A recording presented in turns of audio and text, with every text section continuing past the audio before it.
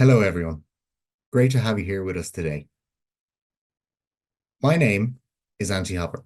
I'm an Alumni Relations Officer here in the Trinity Alumni Office, and I'm delighted to have you here with us for this episode of our Inspiring Ideas at Trinity series. Today, we'll be hearing from Peter McFeely, Global Head of Communications and Strategic Planning, Food and Agriculture at the World Wildlife Fund, who'll be in conversation with Professor Jane Stout, Vice President for Biodiversity and Climate Action here in Trinity College Dublin. Before I hand over to our speakers, a few things to note. This webinar will last just under an hour. We'll take audience questions after the talk. To submit your question, simply use the Q&A button at the bottom of your screen. We encourage as much audience interaction as possible. You're welcome to pop questions in throughout the webinar as you think of them. I'd also like to note we're using Zoom-generated automatic subtitles for this webinar. If you'd like to turn these subtitles on or off, click the CC Closed Captions button at the bottom of your screen, and then click Show or Hide Subtitles. This webinar is being recorded and will be available for later viewing on our Trinity Alumni YouTube channel. Now I'd like to introduce you to our speakers. Peter McFeely has lived in Singapore for the past 16 years, moving there after graduating from Trinity in History and Political Science in 2007. Peter coordinates the WWF's internal and external communications, advocacy, and campaigns on food systems transformation across more than 100 countries, engaging policymakers, business leaders, financiers, food producers, and consumers. Prior to joining the WWF, Peter spent more than a decade in marketing and communication firms, consulting some of the world's biggest companies. He's a TEDx speaker and has spoken at several UN fora, including climate and biodiversity COPs. Having won his rugby colours in Trinity, as well as the All-Ireland Under-20 Championship, Peter has gone on to represent his adopted country, Singapore, for over 10 years in Asian Championships and the World Cup qualifiers. Our second speaker today is Professor Jane Stout, who's an internationally renowned expert on pollinator and pollination ecology, and a prominent voice for the biodiversity and its value.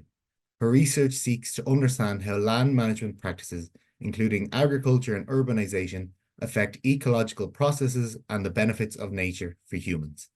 Jane works across disciplines and with a broad range of stakeholders in public and private organizations to improve environmental policy and practice.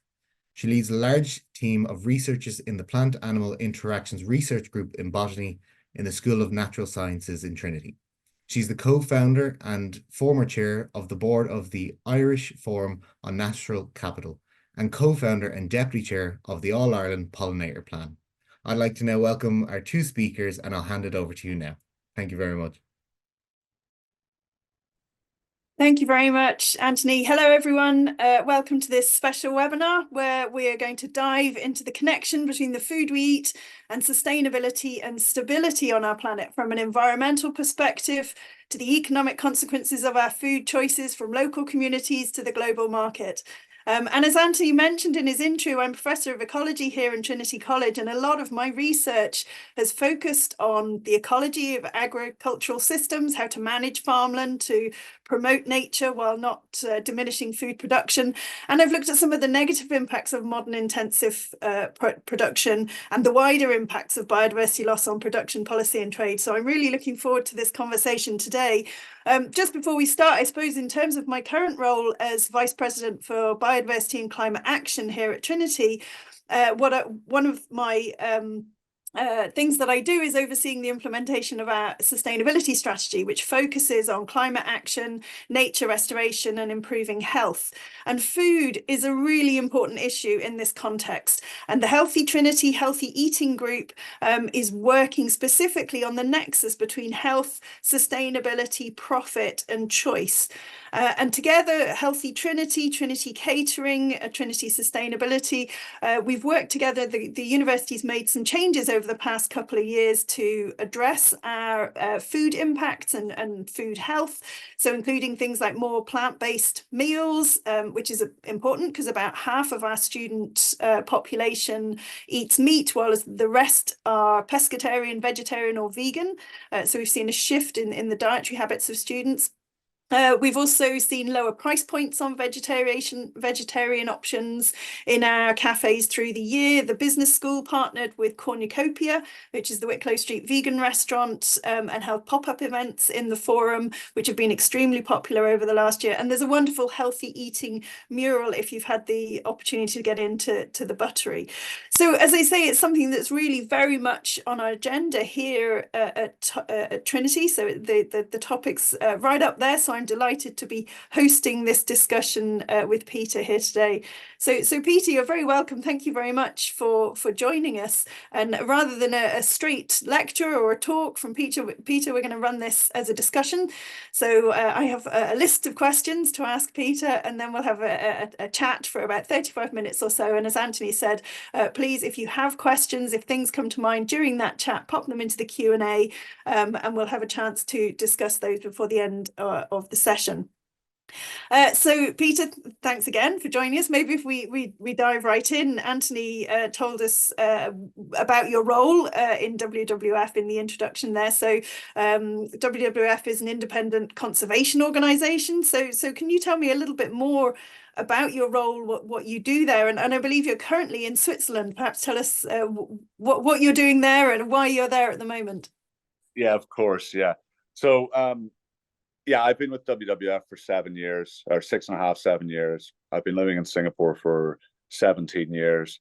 I went there straight after graduating, initially for a few months to do a little bit of work experience, and that transformed into a career, and I've been there since. I started in marketing communications agencies, working more in the private sector with MNCs across technology, healthcare, various different sectors.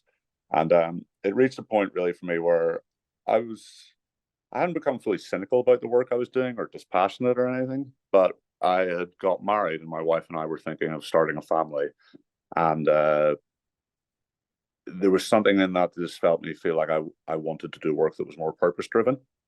A little bit less obviously on the profit side or the private sector side, and the opportunity arose for me to join WWF. So I was offered a role to lead communications for our food practice. WWF is a desegregated network, which effectively means that we have semi-independent offices all over the world in nearly 100 countries. And I work for the International Secretariat. So our role in that body and that group is to try to help create synergies and enable the offices to do their best work possible and to try to create the connections, I suppose, because ultimately what we're trying to do is transform global systems and solve global problems. So while the local and national contributions are really the foundation of that, it's about trying to create the global solutions and the global strategies. So that is what I do, I suppose. I work from a communications perspective, but also really overseeing our strategy and our actual approach to trying to deliver these solutions across our offices. We have a food systems approach. Many organizations, certainly when I joined, who work in this space may tend to focus specifically on agriculture or specifically on a certain type of commodity. And the approach we've taken is to work across the system, from farm to fork, from bait to plate. So we're looking at production, consumption, and loss and waste, because unless we actually transform all three elements of the system in that perspective, we're only ever going to have limited success.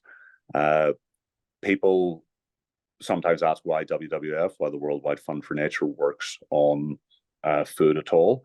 Aren't we about saving rhinos or saving pandas or whatever way people might interpret it? But it's the ultimate reality that food systems are the biggest single driver of nature degradation and nature loss, and a very, very significant part of the climate crisis, or contributor of greenhouse gas emissions. So for us to achieve our mission of creating a world in which people and nature live in harmony, we have to transform the systems and the sectors that also are some of the, not problems, because they're very much parts of the solutions as well, but they're currently contributing to the situation we're in. So without working on food and transforming our food systems, WWF frankly cannot achieve its mission. So that's why we have the team that I'm in and why I exist in this function. That's kind of very top line. That's great, thank you. And just to pick up on something you mentioned there, you know, we often think about the negative environmental impacts of agricultural production systems, and so in terms of, you know, we hear about the destruction of tropical forests through palm oil expansion, for example. So in terms of the sort of the global situation and which are the most damaging cropping systems that are expanding into these natural ecosystems, which are the most damaging, I suppose, environmentally, but also socially? Yeah, so I mean, it's everything. I feel like I shouldn't preface every answer with this. It's very complicated. You also, it's like the biggest impacts come from the products which are mass produced, right? The commodities which have the most production. So you're looking at things like palm oil, beef, soy, cocoa, rice. You know, around the world globally, we rely on 12 crops and 5 animals for 75% of all calories consumed. So naturally, it's some of those that are having the biggest impacts, including the ones that I've mentioned. But it's often to do with the production methods and the way the expansion is taking place, as opposed to just the product or the commodity in itself. So palm oil, as an example, is actually the highest yielding vegetable oil that there is. So it's we get the most crop per hectare, or the most oil per hectare. So, and it regenerates relatively quickly as well.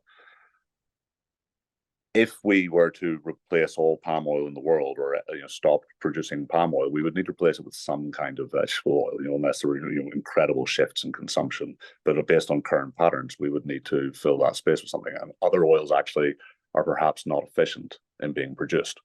So the challenge comes in where palm oil, as an example, is produced, and the fact it's in the tropics, and it comes in very high value conservation lands which are being deforested. But so it's a little bit challenging to just say this crop or this commodity in itself is bad. It's more a case of the current systems and production practices which are driving the issues. Yeah, no, that makes sense. It's not the crop per se that's the problem. It's the way that it's being manufactured. And I suppose, as a biodiversity scientist, I'm constantly telling students that diversity in systems makes them stronger, makes them more resilient. Yeah. And that's the complete opposite of what we've done in our food systems, going to a very, very low diversity of species and very low genetic diversity within those species. Through selective breeding and things. So in terms of the food system, then we know that there are hidden costs. We understand at the moment we're in a period of increasing cost of living, and yet food is still relatively cheap. Why is food so cheap, and what are these hidden costs in the food systems? Can you tell us a little bit more about things like true cost accounting and approaches like that to understanding the system? Yeah, so I think as we think of the sort of the true cost of food, or the hidden costs and the externalities, food has a net value that it delivers in terms of trade and sales, but there are multiple hidden costs in terms of the cost to the environment and nature, to social rights and healthcare, all these various things, and that sort of added together. There are a few different estimates, but the scientific group of the UN Food Systems Summit estimated it at $11 trillion negative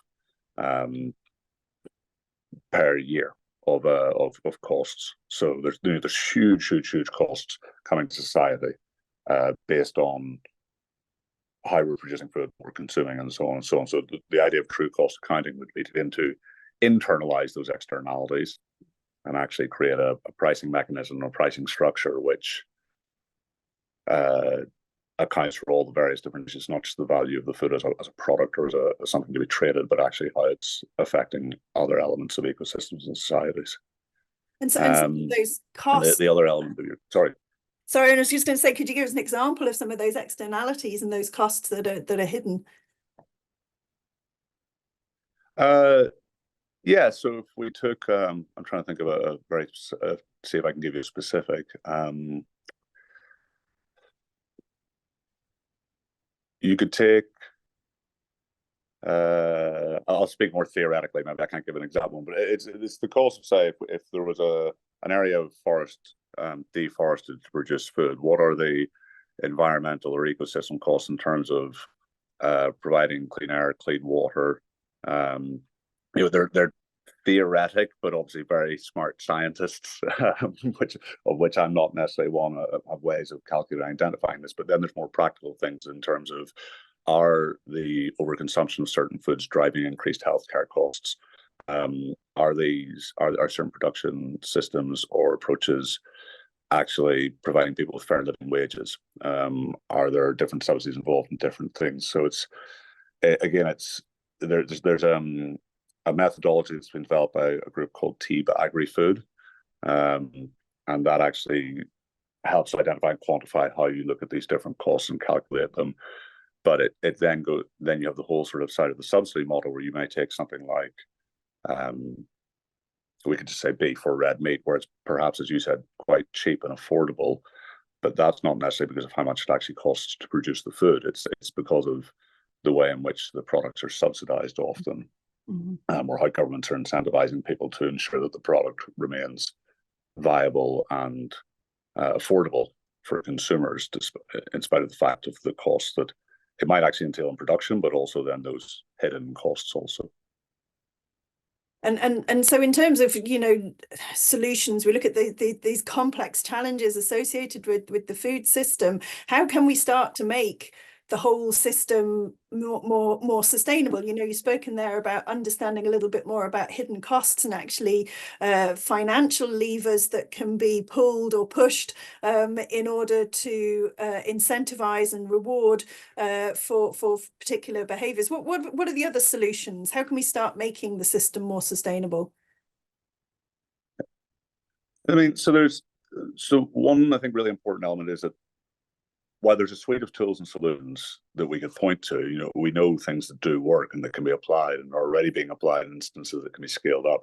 There's no silver bullet. There's no one size fits all solution to this. So while there is a global food system in which food is traded and consumed and has collective impacts, there are ultimately a lot of smaller national or local food systems, and the solutions that might be needed in Ireland could be very different to what's needed in Singapore or into Kenya or Brazil. So it's really about trying to identify the different levers that can be pulled and applied. And that's looking across whether that's things like natural resource management, governance models, finance, trade, education, knowledge sharing. There's the different ways in which we can apply solutions in a various different combinations to deliver the right impacts. And then, as I talked at the start, it's ensuring that we're applying those across production, consumption, and loss and waste. So, if we want to get a little more practical in some of that, obviously, like beginning to shift the actual production practices. So at the minute, in general, smallholder farming practices tend more environmentally friendly, but much of the world has shifted to heavy industrial practices, relying on monocultures. They're heavy on inputs, whether it's pesticides or chemical fertilizers, eroding, as you said, the agrobiodiversity, and even just the general biodiversity of the spaces. So shifting away from really heavy input intensive industrial processes to more nature positive production processes. So farming in ways which don't just extract from nature, but actually work with it to enrich soils, support biodiversity, support clean water, et cetera, et cetera. And that could be methods like agroecological practices, but then you'll also hear sort of derivatives or other forms of regenerative agriculture, agroforestry, climate smart farming, all these different elements, but applying different practices effectively, which take into account all of the different ecosystem services, or as many of the different ecosystem services as possible, as opposed to just thinking of land as a productive factor and treating as how do we produce as much food as possible, and actually considering the different services and how do we optimize the different services that come from that land. from a consumption perspective, it's diversifying diets and, reducing the overconsumption of foods which have higher environmental impacts, meat, dairy, being the two obvious ones, but not just reducing those, actually a very conscious effort to increase the consumption of foods which are more nature friendly, but also healthier, things that are more healthy and sustainable. So beans, legumes, nuts, seeds, foods that are underconsumed. Fruit and veg is underconsumed a lot around the world. We always hear this sort of discussion around we need to eat less meat, but there's also a side of we need to eat a lot more of other things that are good for us and better for the planet.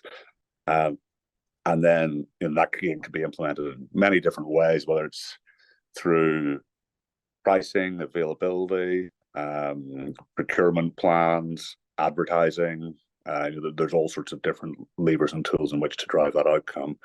And then from a food loss and waste perspective, there's around 40% of all food is produced that never gets eaten, that gets lost through the supply chain or simply gets thrown away towards the point of consumption. So again, looking at how can we transform those systems, whether it's on the farm, create more efficient supply chains, cold chain storage, but then into retailers, restaurants, and for ourselves, even in the home, looking at how food is marketed, what different standards in place, how are people purchasing, and changing some consumer habits as well as bigger private sector behaviours. So it goes really very much from individuals and individual behaviours and diet choices all the way to policy, to financial incentives. I mean, you mentioned there about different production systems and regenerative agriculture and agroecological approaches. Those things have been around for a long time. How do we shift the whole system from this intensive monoculture, industrialized agriculture that dominates? How do we get these changes at the scale that's needed? I wish there was a simple answer to that. It would certainly make our jobs, I think, a lot easier. Obviously, there's there are a lot of different factors within it, and I think it's always interesting. So I've had the fortune to visit a lot of different farmers around the world through the job, in Asia and in Africa, Latin America, and Europe, and to understand their challenges. And I think that's sometimes one of the limiting factors, is that it's very easy to look at something on paper and see what actually may be better, but to understand the farmers' perspectives or their problems, if you're thinking about actually trying to change a behavior, it needs to be understood why that's going to actually benefit the farmer, as opposed to just thinking, well, this is going to be good for climate or good for nature. And one thing that very often comes up, or I'd say always comes up, is the cost and the subsidy model. So, there are a lot of different things in terms of increasing capacity, helping raise awareness and education, literally giving people the tools to apply these processes. But if we don't get the funding models right, it's going to be very, very challenging to ever make some of these changes. So looking at the subsidies, looking at the way people are incentivized to produce different types of foods, and putting in place the right financial support systems to aid transitions. So if a farmer is, producing a monocrop, or if they're very intensive inputs, how do we actually help that farmer shift to something else and give them the supports necessary? Because we're kidding ourselves if we think that everybody's just going to do it for the good of the world. As much as there's validity and there won't be profit, or there won't be an ongoing opportunity to produce this food if we don't tackle the impending nature and climate issues. We have to make it attractive, and we have to make it possible for the farmers and the producers and the fishers to actually make these shifts. And a lot of that does come back down to money. Absolutely. And also the thing you mentioned there, at 40% of food that's produced isn't consumed. And I think that's a really quite staggering statistic, because we're constantly being told that we need to produce food in this highly intensive way because we need to feed a growing population. We constantly need to produce more food, and yet we are producing a lot of food. It's just it's not being well distributed, or it's a problem with consumption and waste. So I mean, what are there financial levers that can be used to address that issue? So I mean, for the loss and waste side, it's exactly as you say. Like, we actually are producing enough food or enough calories to feed everybody right now. There would need to be shifts to make sure it was actually healthy and nutritious, but it is doable and it is possible. There are a lot of different components within that. We think about finance, it can be, investment as a simple part of it. If we think there are projects that we're working on in parts of Africa around cold chain solutions and energy efficient drying or preserving solutions. So literally it's the infrastructure that might not be there. Roads might not be as good as they need to be, and food is getting spoiled or lost or rotting along these supply chains because the infrastructure is not in the right place. So the investment from a financial perspective is critical to that as we think about both private and public sector investment. But another sort of element is it's not pure finance, but as we think about market dynamics are one of the issues, one of the challenges when we look at loss. Obviously, producing food or a crop takes time, and there will be times in which farmers sign contracts to produce apples, and then by the following year, when it's harvest time, the apples are in lower demand, and buyers may not actually want to. A lot of the contracts are pre-signed, but then there's variables in how they're actually implemented and executed. They may no longer need exactly what it was, or the farmer overestimated the viability of this crop a year out. And then what we see is that, or there could even just be labor shortages at times to actually harvest this crop, and farmers will plow them back under rather than go through the effort of picking and trying to sell it. It's sort of less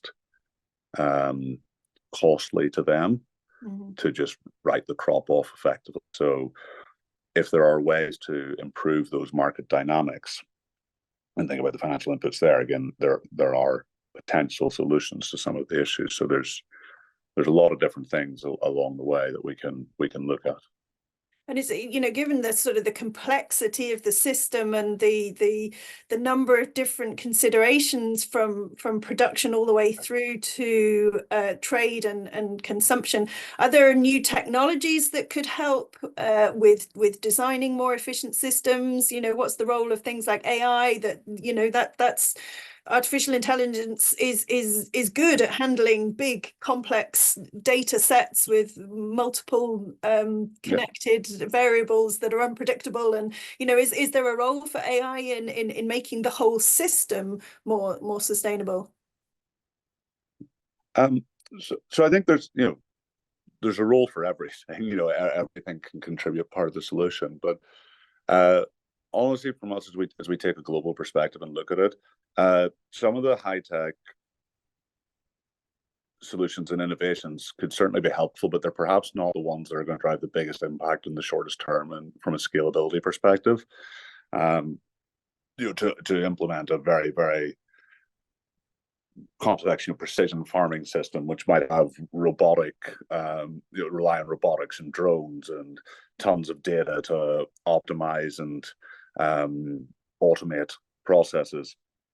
It takes a lot of investment and a lot of time to try to develop and build those, versus making some of those production practices shifts that we talked about earlier might actually be an easier transition and deliver a bigger impact in the shorter time. So I'm not saying that there's no benefit to any of these things, but as we look at things like alternative production practice, whether that's plant-based meats or precision fermentation, or the different sort of approaches to cell-based meats and so on, we aren't seeing those necessarily with the being able to deliver the same scale or the same scalability and impact in the same time frame as some other solutions, and certainly not worldwide. There will be there will be certain places, perhaps Western Europe or other developed markets, where they might be able to scale a little bit quicker. But in a lot of other places, it's not quite as high tech. And again, what counts as a technological innovation or solution is going to be very, very different depending on the context. Technological innovation for a farmer in Zambia could be getting an electric water pump rather than having to do everything by hand. So it's understanding what again is really going to deliver that biggest impact in the local context. And technology can take many, many different shapes and forms. It's not just our Western idea of high tech. Absolutely, and it's also, it's not, as you say, it's not just about technology of the actual farming process. It's the whole system, and using that technology through the whole system. I suppose, in terms of you've spoken there about alternative diets, and we hear an awful lot about dietary shift and shifting to plant-based diets. What are your thoughts on that? Should we all be eating plant-based diets? What is a plant-based diet? Is that all plants, or is that a diet that just has more plant in it? Well, so the phrase that we actually use in WWF, I'll sort of plug some of our work if anybody wants to go look at it, is planet-based diets rather than plant-based. It's a diet which is good for you and the planet, high in human health benefits and low in environmental impacts. So planetbaseddiets.com, and you can go visit. We actually have within that a calculator which allows you to, and it's country by country, so Ireland is in there, or I'm not sure where everybody in the call is around the world, but it's 150 countries. We have localized data. You can shift the proportion of food groups in a weekly diet to reflect what you eat, and based on current production practices and how that country sources their food and where they source it from and how it's produced, we give estimates on the various different environmental impacts from land use, greenhouse gas emissions, water use, and so on, to actually begin to understand what the shifts in consumption would result in from a sort of outcome or impact perspective. And that is, as I said, it's based on current production. Assuming nothing else changed. Obviously, what we would want to happen is also for production practices to change at the same time. But if we just change what we're eating, and what we see in that is that we analyzed various different set consumption patterns, in addition to sort of creating the flexibility to produce your own. And we don't have to eat. The whole world does not have to eat vegan. First of all, again, when you break it down country by country locally, some countries actually need to eat more animal sourced foods from a health and nutrition perspective. In Western urbanized settings, there is an overconsumption of high impact foods, meat, dairy, seafood, and it's about reducing those. But again, about thinking about how do we increase the intake of the healthier, more sustainable foods.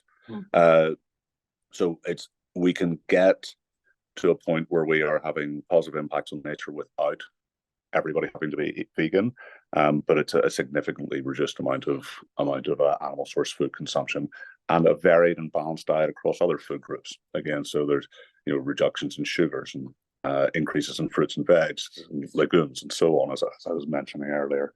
That sounds fantastic, Peter. What's the remind us again of the website where people can access that tool?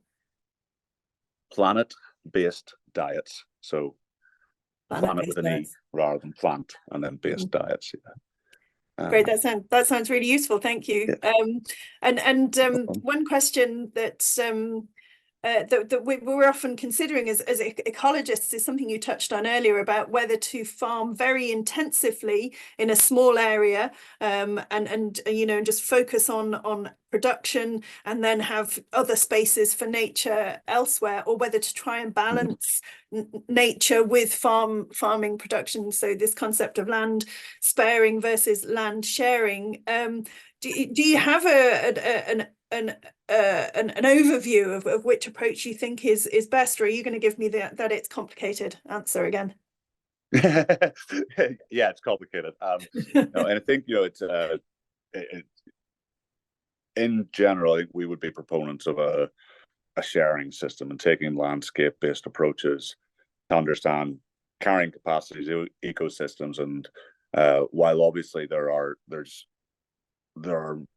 large areas of nature we want to protect, and there are areas that we need to restore, it's also about trying to sustainably manage productive landscapes where we can. Again, not forgetting that for many communities and cultures, food production is a way of life. It's a part of livelihood, but it's also a part of culture. And it ties into the sort of question around meat consumption. You take somewhere like Mongolia and the Mongolian steppe. It is nomadic herders and ranchers are herding cattle and livestock. If we completely shifted our consumption patterns or said that landscape needs to be completely preserved, you'd be removing a sort of way of life, a very valuable and important means of making what is currently an ecosystem in its natural format. It's a grassland that continues to exist in its original ecological format, but it's also productive. So there's ways that it can be balanced, and that would be kind of what we would generally, I think, lean towards and propose. But obviously there are areas of nature for protecting as well. And I think it's about trying to take the landscape-based approach where we have the interconnected areas of protect nature with more productive areas that support local communities and support global needs for food. That makes sense. Thank you. And I'm going to move to the Q&A now. We've got some questions come in from the audience, so thank you very much to those people who've put in questions. And if you still want to ask a question, please put it in. So the first question is from Emma, who says, what are some successful examples of communities or countries who are implementing sustainable food systems, and what can we learn from them? I'm guessing we being maybe the Irish food system. Okay, if I was trying to look at something from an Irish perspective, I mean, there's many examples of projects we've been involved in or work that we've seen where communities have shifted that production. There's one that we talk quite a lot about in Paraguay, where parts of the Atlantic cloud forest were severely degraded. Families were moving away from the traditional settlement areas, moving into more urban areas. And actually identifying a way of producing new types of food. So yerba mate, so like mate tea, that people may be familiar with, planting and growing those trees as a means to restore the soil health and the vibrancy of the land, but also to provide a new crop that was able to be sold into global markets as a superfood, and massively benefiting that community. So there's a lot of different pieces of work like that. Others in Ecuador and other elements of Latin America looking at production of coffee and cocoa in similar ways that actually benefit nature but create global markets for communities. There are various different, and obviously like with Ireland, the livestock is an important part of the agricultural sector.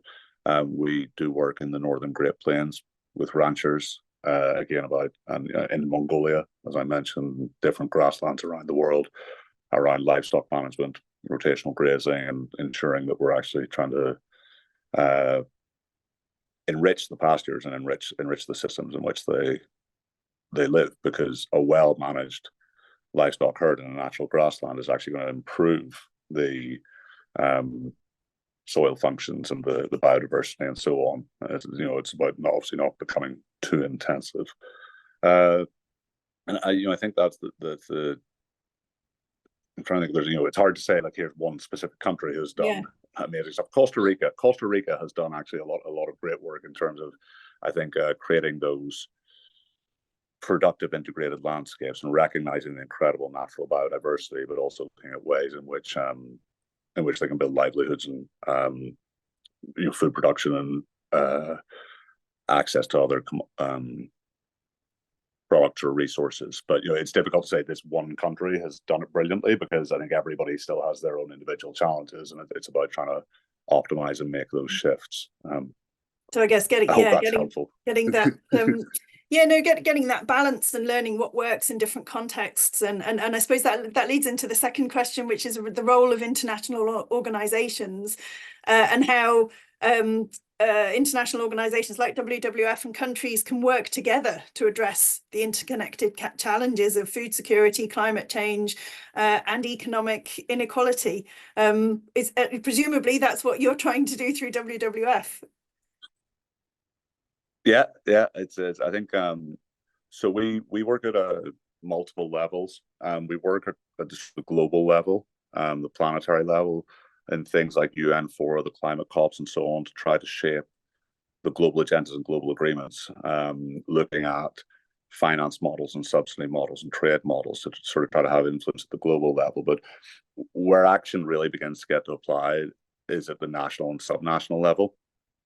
So working directly through our network of offices with country governments, national governments, and different national level stakeholders to translate those global agreements and goals into specific detailed plans, lining up with things like NDCs, nationally determined contributions for the climate agreement for Paris, and national biodiversity plans for the global biodiversity framework, and then down into the actual communities and the food producers to really drive the implementation. So we are an international organization, but it's also important that we can partner directly with the communities and the people who are responsible for implementing these solutions. And I hate the word they, but those groups are some of our most important environmental stewards. The farmers are the people who are actually, and the fishers are the people who are actually managing the lands and the waters. So it's about working with them to deliver solutions and find the things that are going to work most effectively, as well as the national level stakeholders. Yeah, so integrating that policy framework at the high level with the action on the ground. Thank you. And we have a question from Diana, who says she's watching from England, and she says in her area market gardening has more or less died out, and a lot of farmers think they can't make mixed farming economically viable, and she's wondering how enthusiastic farmers in Ireland may be about a partial shift to a wider range of produce. And I guess this comes back to the question we talked about earlier about our reliance on a very narrow number of commodities, and I guess in local areas that's even smaller. So do you have any insight on how enthusiastic farmers in Ireland or elsewhere may be about moving towards producing a more diverse range of produce? Unfortunately, I can't give a specific answer to Ireland, despite being Irish and this being for Trinity. My work's sort of at a more global level in different countries. But I think as we see it, it's a little bit chicken and egg as to how you make these shifts. That when you have conversations, the experience I've had of having conversations with farmers, they're interested in doing, but again, it comes back to the market dynamics. And is there going to be a market to sell these foods? But then how do you drive the consumer shift? And if the food isn't available and sort of made widely available, are consumers really going to drive the shift? So it's a little bit chicken and egg and balancing. But we are seeing, I think, more and more the opportunity to create those shifts. Certainly, again, in Western Europe, in the US, and Australia, some countries like that, to try to diversify. And then I think it's in a lot of other countries in Africa or Asia or Latin America and the global south, it's actually about kind of trying to protect the existing or traditional consumption patterns. As the middle class grows, as average incomes grow, we see meat consumption grows. And in a lot of countries, it's a very aspirational food to eat. I think, if you think back to 50, 60, 70 years ago in Ireland or other parts of Europe, meat consumption was a lot lower. It was something that may have been a treat. It may have been something that was more expensive. It wasn't an everyday occurrence, and that pattern that we've gone through in the last sort of 75 years is what other countries are now doing as well. The consumption is growing as incomes grow, and part of our work is actually trying to protect the existing or traditional consumption patterns and not fall into a westernized diet. And I actually think about how we maintain that diversity. So. I think, anecdotally, I do think that we're seeing more interest in growing that wider range of produce. I think we're seeing in big urban areas, consumers being more interested in eating different types of food, and better availability. But again, there's various different shifts that need to happen together for it really to become viable. Mm-hmm. And if we think about our consumption, you know, we in Ireland, we eat actually quite a diverse diet, but most of it's imported. So we're very much plugged into the global food system. And I suppose, you know, one of the things we talk about dietary diversity, do you think there's a future for eating strange things like insects or things that are strange to a Westerner, I suppose? It's exactly, it's a great sort of caveat you made. That's, you know, what might be strange to us in Ireland might be actually a very, very standard traditional part of diet in another part of the world. Again, I think there are going to be more opportunities with those elements, but it can take a big shift in consumer desire and consumer behavior. You know, insects as an example. You know, many parts of Africa and Asia, it's standard fare. You know, it's nothing strange at all. But to expect people in Ireland to be mass consuming grasshoppers or crickets or worms, I think is, you know, it's quite a long way away from that. I think there's potential then to think about perhaps how some of these things could contribute to pet food or animal feed or different things like that. But again, like, we don't necessarily always need such radical shifts. There's a lot of foods that wouldn't seem alien to an Irish diet that the consumption could easily increase. And by replacing other foods have net negative impacts both for human health and planetary health.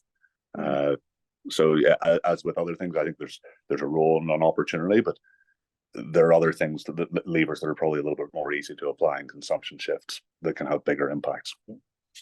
Great, thank you very much, Peter. We're going to have to call this discussion. I could talk to you all day, but we're going to have to call the discussion at the end. So thank you very much to those people who contributed questions. Sorry we couldn't get to all of them. And thank you, Peter. I guess your take-home message is there's no silver bullet, and that it is something that's complicated, and it's a whole systems approach, not just looking at production. So thank you so much for making time and dealing with the technology. And I'll hand back to Anthony now. Thank you. Yeah, if I could just say one thing to finish, sorry, Jane. I think first, you know, just again apologize. I think for whatever the tech issue were, as you summed up, I completely agree. But the one other thing that we maybe didn't touch on that I would like to just highlight is that understanding that we do, even when it's complicated, it's systems level, it's very challenging. We do all have an opportunity and a role to play in this. An individual choice and behavior is a very, very, very powerful tool. So even as I talk about complexity and challenges, I think it's important that we don't underestimate the impact of our own decisions and what we're eating and what we're buying, how we're supporting producers, even what policies we're voting for and different things. And like there is a huge, huge power in our individual responsibility. You know, I'm presuming that everybody in this call, without being able to say, you know, has the privilege and the luxury of being able to choose what we eat 3 times a day. And you know what we actually choose to put on our plate will make a difference. So don't underestimate that, even within the complexity and within the global systems, that we can make a big contribution to the change. Fantastic. Thank you very much, Peter. Thank you very much to Professor Jane Stout and Peter McFeely for joining us today for such a highly informative talk. We're delighted that you could join us today, and we do appreciate you giving your time and expertise on such a topic. I'd also like to thank my colleagues in the alumni office for making today's webinar possible, and of course our fantastic audience for tuning in today and submitting your questions. Next month we'll have the next Inspiring Ideas at Trinity webinar series, and we'll be joined by Alice Delahunt, CEO of Psyche, and who will be in conversation with Sinead Burke, Tilting the Lens CEO, as they'll be discussing how the talent is disrupting luxury fashion. Details on how to register for the next webinar will be sent via email and posted to social media in the coming weeks. If you have any questions or comments regarding this webinar series or any other questions you'd like to ask us here in the alumni office, please email us at alumni@tcd.ie. I'd like to thank you all again for joining us, and we hope you'll join us again next month. Thank you.